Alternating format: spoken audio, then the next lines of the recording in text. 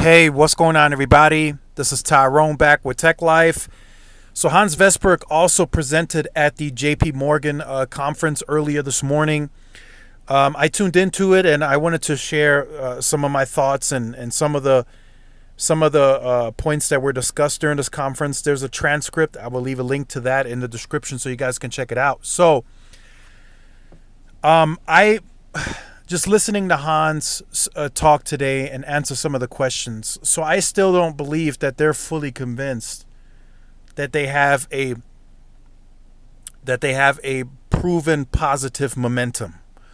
I still think they're kind of guessing and they're like, yeah, maybe this can work, but we'll see. That's most of the response that most of these answers get. And that's what I feel. There's no real confidence behind what they're doing, right? Yesterday, T-Mobile comes on and they're like, yes, this is working. We're going to do the same or better as Q2 of last year. I mean, Siebert came out and immediately said that. And it didn't take long for him to say it. Hans doesn't really seem sure of himself. And he's not really sure of the recent move that they made, right? He referenced that they launched the new My Plan last Thursday, and then he just said, we'll see how it goes. Right? So of course it takes a little bit more time to see that through, right? To see the numbers shift. Might actually have to wait till Q3 to really see those numbers come to fruition if there's anything positive to take away from that. But I still don't think they have any momentum. If they did, he would have sounded a little different. Like, hey, look, we launched this new plan. We already have movement on the existing base. We already have some new traffic coming in. But, they just don't seem confident about themselves and the company and the moves that they make. So, of course, he was asked about the network. He did say that the CapEx is coming down, but that's due to the millimeter wave build largely being done. There's still nodes going up, but he says there's going to be a step down on that. Then the fiber deployment, they're well above 50% of their own radios are on fiber. That includes small cell and macros.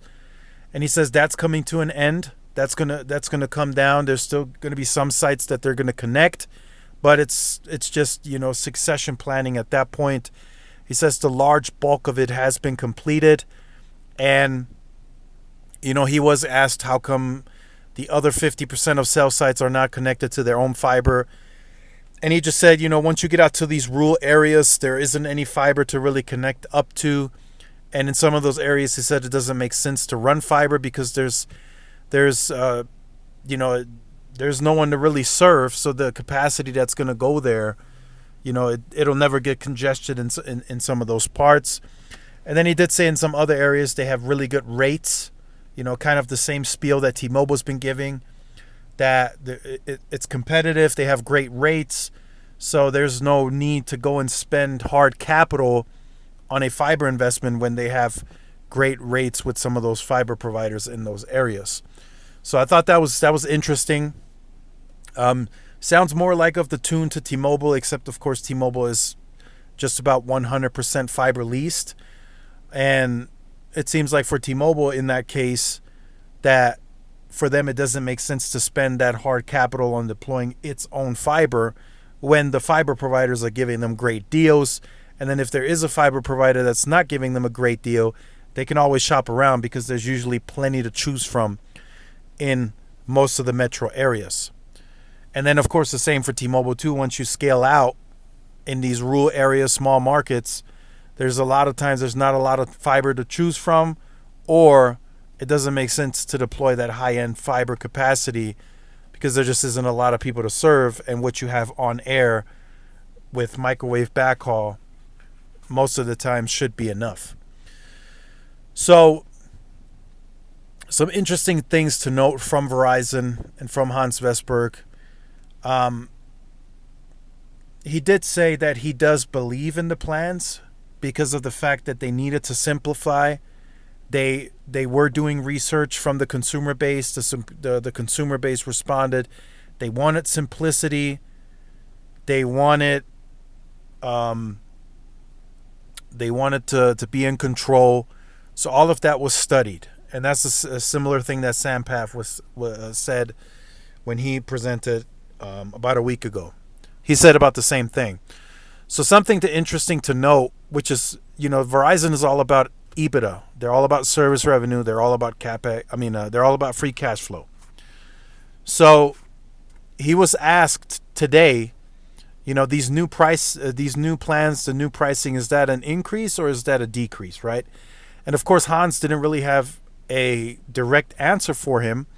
So it seems that they are anticipating. So the way that they gain ARPU and service revenue and more free cash flow from these new plans, they anticipated that the base would take perks before even launching the plans. So they anticipated at least 1 to 2 perks would be selected on these new plans. That's what they're anticipating. And those plans at the $10 that the customer will pay, it seems to be cash flow accretive for Verizon. It's a profit play. So they're off of you choosing the perks, Verizon makes profit off of that. And they anticipate, and that's crazy. I don't know if they might be taking a gamble, but they're assuming that based on them lowering the overall pricing of the plans, that the perks will automatically be chosen. So that's interesting. So they're including that into the financials, the increase in service revenue, EBITDA, and free cash flow. Of course, not all of that is based on the uptick and upsell on perks, but in large part, they should 70 to 80% of new traffic that moves in, they should be taking the Unlimited Plus. That Unlimited Welcome is such a low end plan. It almost makes no sense to choose it. It gives you the lowest priority, gives you the lowest access to the network. There's no ultra wideband advertised on it, although it will let you connect to it on that plan. I have seen, but it's throttled to 25 megabits a second when you are on C-band on that plan. So they're pretty much forcing the upsell to the Unlimited Plus. They could have just told us we're just going to launch one plan, and they could have been honest, and I would have been okay with that. But that Unlimited Welcome plan has upsell written all over it. So he did mention that, and a few other points. Fixed wireless access was a point that he discussed, that is currently the killer app. Last quarter, 400,000 ads on fixed wireless access, and moving forward, they seem to think that they can gain the same amount of customers, if not more. Right now they only have about a little over 200 million covered with C-band, and he does say, throughout this year they're going to grow that some more, and then by the end of the year they're going to gain some additional blocks that clear, which is likely going to open up even more people in neighborhoods that can get the service.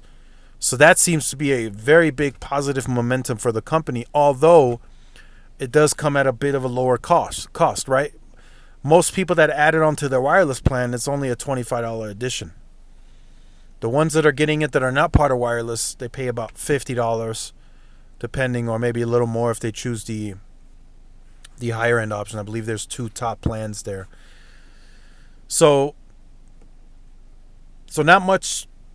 They have some momentum there, but it would be a bigger momentum, in my opinion, if they converted new customers that are coming in choosing that to wireless. That would be a pretty big deal. T-Mobile said they're right around 30% during beta of people that are getting the service that they're converting them to wireless. That would be a bigger deal, in my opinion, for Verizon. So just wanted to share that with you guys today. I'll leave a link to this in the description so you guys can check it out. Again, Verizon, they're looking for positive momentum. And Hans Vestberg said during this conference that he was very upset about last year's numbers. He was very upset with the team, but now he seems to be a little bit more positive. He likes the new team. He likes the direction. So we'll see what happens. But I still think Hans has to go. He was the CTO of the company. He moved into the CEO position, and I don't think he's the right guy for the job. So let me know what you think about that in the comment section down below. Look forward to reading your comments. Make sure you guys like, share, subscribe, follow my social media outlets. This is Tyrone with Tech Live. See y'all in the next one. Peace.